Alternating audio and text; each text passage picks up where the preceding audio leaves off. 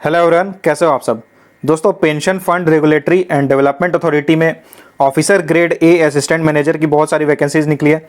आइए जानते हैं अप्लाई करने की एलिजिबिलिटी क्राइटेरिया क्या है, एज लिमिट क्या है, सिलेक्शन प्रोसेस क्या है एंड अप्लाई करने का क्या प्रोसेस रहेगा।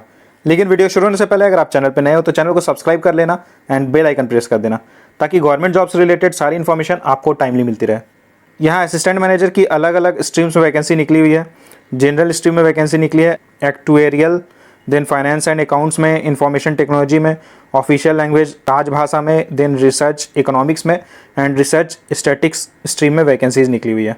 अप्लाई करने का सारा प्रोसेस ऑनलाइन रहेगा। ऑनलाइन रजिस्ट्रेशन स्टार्ट हो चुकी है एंड अप्लाई करने की लास्ट डेट 16 सितंबर है। अगर वैकेंसीज एंड एजुकेशन क्वालिफिकेशन की बात करें तो जनरल स्ट्रीम में टोटल 5 वैकेंसी निकली हुई है। अगर आपने मास्टर्स किया हुआ है या फिर अगर आपने लॉ किया हुआ है या अगर आपने इंजीनियरिंग की हुई है या अगर आपने CA CFA या CSCWA किया हुआ है तो आप यहाँ अप्लाई कर सकते हो। अगली वैकेंसी निकली है एक्टुएरियल स्ट्रीम में। अगर आपने ग्रेजुएशन कंप्लीट किया हुआ है, इसके साथ ही अगर आपने पास किया हुआ है institute of actuaries of India examination तो आप यहाँ अप्लाई कर सकते हो। यहाँ टोटल 2 वैकेंसीज निकली है। फाइनेंस एंड अकाउंट्स में टोटल 2 वैकेंसीज निकली हुई है। अगर आपने ग्रेजुएशन किया हुआ है, इसके साथ ही अगर आपने चार्टर्ड अकाउंटेंट किया हुआ है तो आप यहाँ अप्लाई कर सकते हो।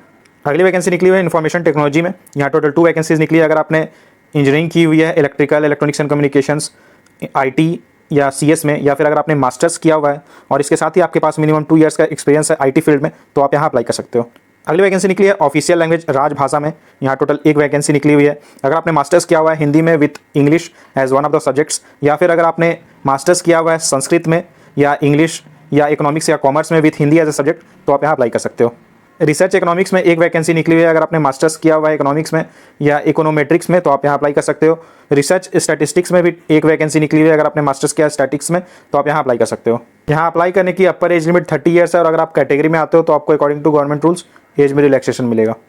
फेज़ 1 में आपको 2 पेपर में एग्जाम देना होगा। पेपर 1 में English, quant, reasoning and general awareness के क्वेश्चंस पूछे जाएंगे एंड ये टोटल 100 मार्क्स का रहेगा। और पेपर 2 में अगर आपने जनरल स्ट्रीम से अप्लाई किया हुआ है तो आपसे इन सारे सब्जेक्ट से क्वेश्चंस पूछे जाएंगे। टोटल 100 मार्क्स का क्वेश्चन रहेगा। और अगर आपने पार्टिकुलर स्ट्रीम में अप्लाई किया हुआ है एक्टुएरियल या इंफॉर्मेशन टेक्नोलॉजी या फिर फाइनेंस अकाउंट्स में तो आपसे आपके डिसिप्लिन के अकॉर्डिंग क्वेश्चंस पूछे जाएंगे एंड ये भी टोटल 100 मार्क्स का रहेगा। और ये जो टोटल आपका प्रीलिम्स एग्जामिनेशन होगा ये टोटल 100 मिनट्स का होगा एंड मैक्सिमम यहाँ 200 मार्क्स के क्वेश्चन आपसे पूछे जाएंगे और साथ ही साथ यहाँ नेगेटिव मार्किंग भी रहेगी। फेज़ 1 क्लियर करने के बाद आपको फेज़ 2 के लिए कॉल किया जाएगा। यहाँ भी आपको 2 पेपर्स में एग्जामिनेशन देना होगा। पेपर 1 में आपकी इंग्लिश टेस्ट की जाएगी, ये डिस्क्रिप्टिव टाइप रहेगा एंड पेपर 2 में जनरल स्ट्रीम से अगर आपने अप्लाई किया हुआ है तो इन सारे टॉपिक्स पे क्वेश्चन पूछे जाएंगे। और अगर आपने स्ट्रीम वाइज अप्लाई किया हुआ है स्पेशलाइज्ड वैकेंसीज़ में तो यहाँ आपके जो भी सब्जेक्ट रहेंगे इस आपके स्ट्रीम रिलेटेड वही सारे क्वेश्चंस आपसे पूछे जाएंगे, उसी से क्वेश्चंस पूछे जाएंगे एंड यहाँ 100 मार्क्स का पेपर रहेगा। फेज़ 2 टोटल 200 मार्क्स का होगा एंड यहाँ टोटल आपको 100 मिनट्स टाइम मिलेगा।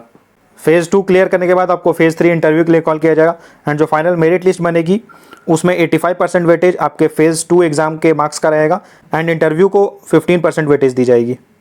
सिलेक्शन के बाद आपको 1 ईयर का प्रोबेशन पीरियड सर्व करना होगा। अगर यहाँ सैलरी की बात करें तो आपकी बेसिक 28,150 रहेगी। इसके साथ ही आपको बाकी सारे अलाउंसेस मिलेंगे जैसे कि DA, HRA एंड और भी जो अदर अलाउंसेस होते हैं वो सारे आपको यहाँ मिलेंगे। इसके साथ ही यहाँ बहुत सारी पर्क्स एंड बेनिफिट्स भी आपको मिलती है। बहुत सारे एक्स्ट्रा अलाउंसेस मिलते हैं जैसे book grant allowances, brief case allowances, conveyance expenses, ये सारी चीज़ें आपको यहाँ मिलेगी। तो यहाँ जो एनुअल आपकी CTC बनेगी वो होगी 18 लाख पर एनम। सैलरी के अलावा आपके क्वालिफिकेशन के बेसिस पे आपको कुछ एक्स्ट्रा अलाउंसेस भी मिलेंगे। फेज़ 1 एंड फेज़ 2 के एग्जामिनेशन सेंटर आप यहाँ चेक कर सकते हो एंड अकॉर्डिंगली अप्लाई कर सकते हो। एप्लीकेशन फ़ीस की बात करें तो unreserved EWS and OBC candidate को 800 रुपीज़ एप्लीकेशन फ़ी पे करना होगा।